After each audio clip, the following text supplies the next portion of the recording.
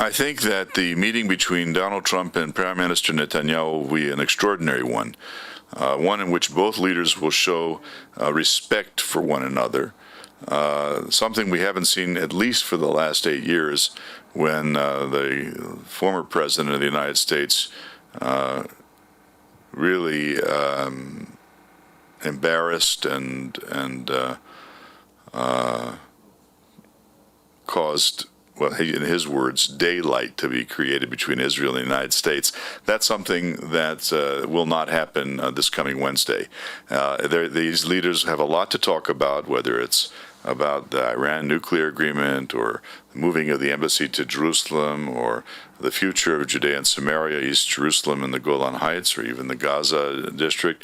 All of these will be talked about between two leaders who have great respect for each other and respect each other's countries. That's important. And that's the major change that we're going to see, and we've already seen in this administration towards Israel. This administration, it may have their own views about whether we should build here or there, or whether we should, support this group or that group, or fight this way or that way. This administration respects Israel and will respect the decisions of the government of Israel concerning Israel's future.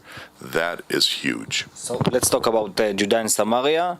Do you think he condemned all the settlement? No. I think what we've seen from the declaration of the White House press secretary and President Trump's interview with the Israel Hayom newspaper on Friday in Hebrew was that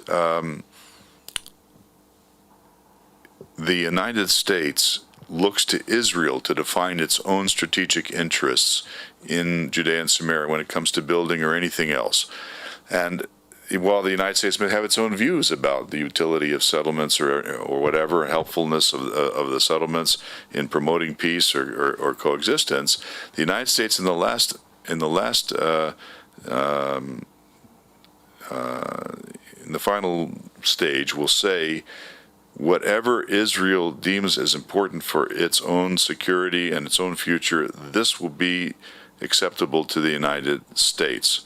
And what this means is that the United States will not condemn, and the president said this explicitly in his interview on Friday, he will not condemn Israel because of Israel's policies concerning its own future. That's an amazing statement, a huge turnaround in U.S. foreign policy, one that we've been hoping and praying for 50 years. In the end, we're going to see the embassy move to Jerusalem? In my opinion, absolutely. I think it's only a question of time. I think it'll happen quicker than we believe. You know that the waiver that the President Obama exercised while he was still in office runs out in May or June, I can't remember which, under the 1995 law that requires the president to move the embassy to Jerusalem.